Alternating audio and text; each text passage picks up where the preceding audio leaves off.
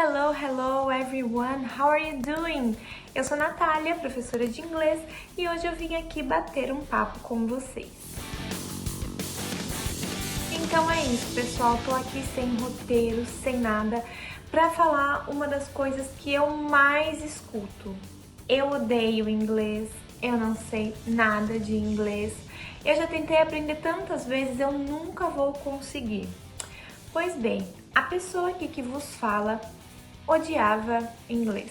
E eu vou contar hoje pra vocês como foi toda a minha trajetória pra chegar até aqui e hoje ser professora de inglês.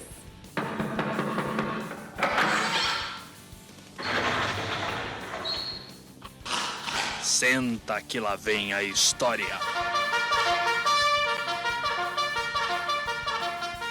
Tudo começou quando eu fui pro 6º ano, 5ª série no meu tempo, né?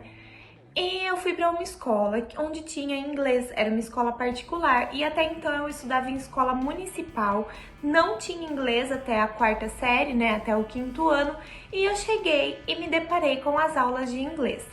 Todas as pessoas que já estudavam nessa escola já tinham uma super base de inglês e tava tudo ok. Nessa escola a gente tinha prova 3 vezes por semana, então toda terça, quarta e quinta a gente tinha que olhar no cronograma para ver que prova que seria naquele dia. E a primeira aula era reservada para isso. Olhando o cronograma, chegou o belo dia da prova de inglês e o que eu pensei? Tá fácil, nem preciso estudar muito. E foi a prova que eu menos estudei. Também foi a prova que eu menos tirei nota quando eu recebi a devolutiva da minha prova, né? Fiquei arrasada e falei, meu Deus, o que eu estou fazendo da minha vida? Que esse inglês veio aqui para abalar minhas estruturas. E foi aí que começou uma caminhada com muitas pedras no caminho. Foi então que eu cheguei no 9º ano, né? A 8ª série. E meu pai decidiu me trocar de escola. E o que já estava ruim pôde piorar.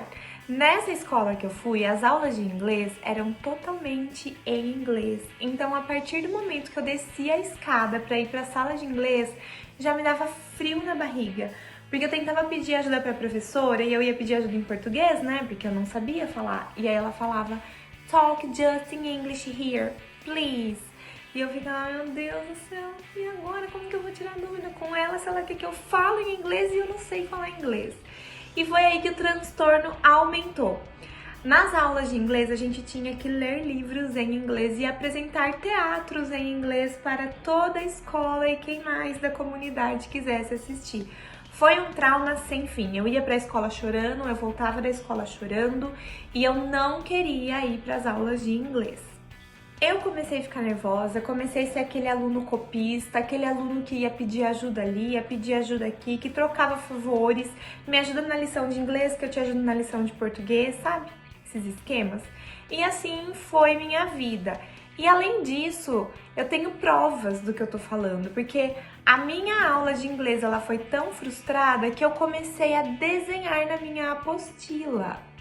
E o que eu desenhava lindamente nessa apostila?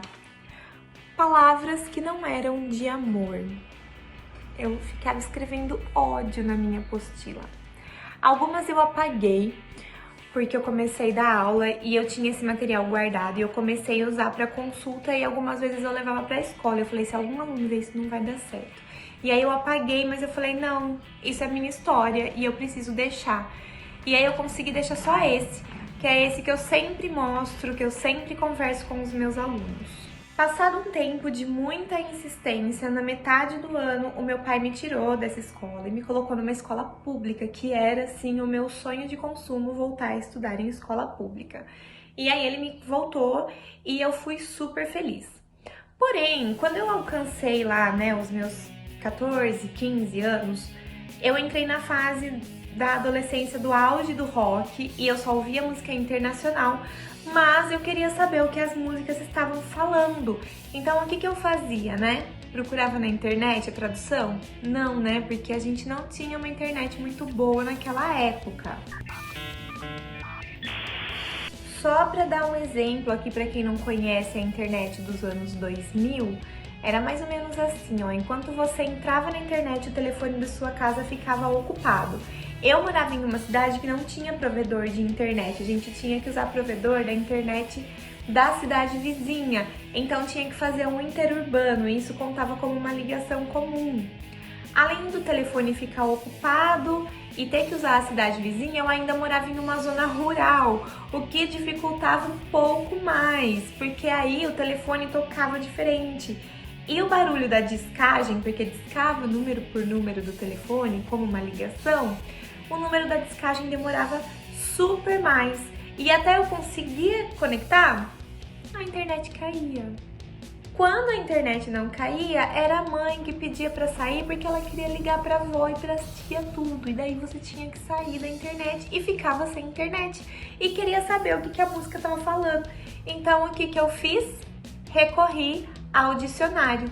Então, nessa triste época onde tudo era mato na internet, a gente não tinha acesso à letra de música, à tradução de música, muito menos baixar uma música, o que eu fazia?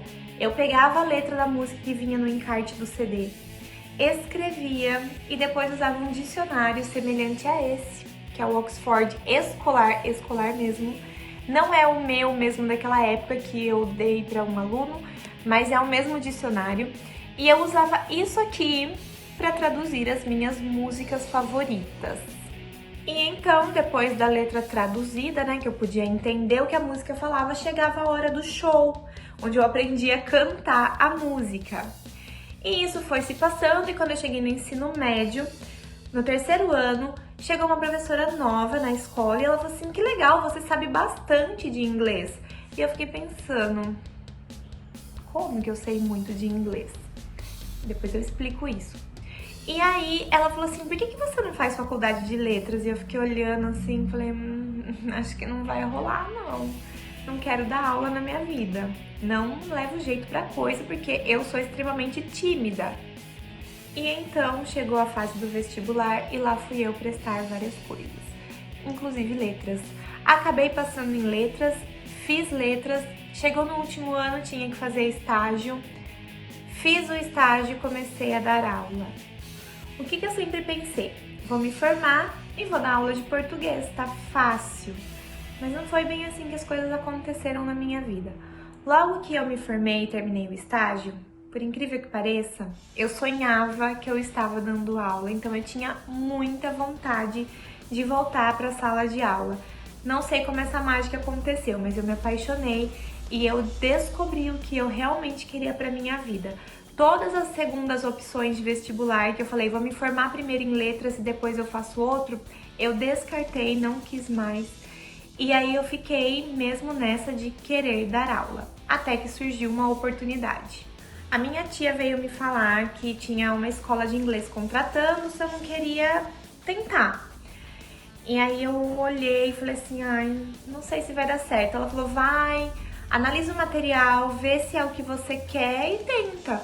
Quando eu olhei para o material, eu falei assim, nossa, mas isso até que tá fácil, eu acho que eu consigo ensinar isso, porque eu sei isso. E aí eu fiquei pensando, como que eu aprendi inglês? Não sei, eu nunca fiz curso. E foi aí que veio a resposta. Foi a imersão, foi estar naquele ambiente que todo mundo falava inglês, mesmo que por pouco tempo, né, na escola, que foi o meu grande trauma. Foi todo o meu esforço de ter que estudar muito mais para ter que alcançar o nível dos meus colegas, para ter que conseguir uma básica comunicação com a minha professora. Tudo isso colaborou para que eu soubesse algumas coisas de inglês. E então, essa imersão me levou para a sala de aula. Pergunta básica que todo mundo me faz.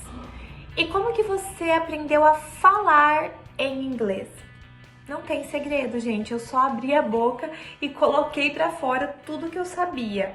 Tava nervosa? Tava nervosa, foi numa entrevista. Mas era isso ou não era nada. E é isso, gente, o inglês já está dentro da gente, a gente tem tanto contato, a gente sabe tanta coisa, é só colocar pra fora, mas a gente tem medo, insegurança, vergonha. Porém, quanto mais a gente praticar, quanto mais imersão a gente tiver, mais a gente vai conseguir colocar pra fora com segurança. Talvez muitas pessoas pensem, mas eu tenho dificuldade, eu queria fazer 10 anos de curso e depois abrir a boca pra falar, mas não é assim que as coisas acontecem, né? Também não adianta prometer uma mágica que vai frustrar. O que você precisa? Precisa começar. Depois que você começar, tudo vai acontecendo, é incrível. É claro também que não vai acontecer em 2 meses, né? É um processo. Pensa em uma criança que você conhece, quanto tempo essa criança demorou para conseguir falar corretamente? E depois que ela aprendeu a falar, o que ela teve que aprender a fazer? Ela teve que aprender a ler e escrever. Então não é mágica. Tudo faz parte de um processo. Porém, os pequenos passos vão levando a gente para mais longe. Se a gente nunca começa, a gente nunca sai do lugar. Além de tudo isso que eu já falei, qual é a mensagem final que eu quero deixar aqui para vocês? Não importa se você tem dificuldade, não importa se você acha que nunca vai conseguir. Eu consegui, todo mundo consegue. Por mais que as coisas sejam difíceis, por mais que a gente tenha que se esforçar, é assim que vai acontecer, né? Já falei isso milhões de vezes, porque foi assim que aconteceu comigo. Quando eu precisei me esforçar muito para chegar no nível de todo mundo, foi quando funcionou. Então, gente, não desanimem, que vocês comecem a repensar a partir daqui como vai ser o aprendizado de vocês. Encontrem uma forma prazerosa de ter o tempo de imersão do inglês. Não adianta, por exemplo, no meu caso, eu não gosto de audiobook. Não adianta eu querer ouvir um audiobook. Eu não vou me sentir bem, aquilo não vai ser um momento de prazer e eu vou ficar, meu Deus, quanto tempo falta para dar minha meia hora diária de contato com a língua inglesa para eu ter imersão nesse idioma. Não adianta, eu tenho que pegar algo que eu me sinta bem. Atualmente, qual é a minha forma de imersão que eu me identifico com o inglês? Eu leio livros, escuto música, seriado eu assisto, mas eu não sou uma pessoa de ficar muito presa em televisão, então é bem menos. Mas assim, música é o meu maior prazer em estudo de língua inglesa e sempre será. Então é esse o método que eu uso até hoje para ter a minha imersão. Encaminhe esse vídeo para alguém que você conheça, que também tem receio, que também parou no meio do caminho. Curta, compartilhe, se inscreva, comente aqui embaixo pra gente conversar e me siga nas redes sociais que eu vou deixar aqui embaixo. Vejo vocês no próximo vídeo. Bye!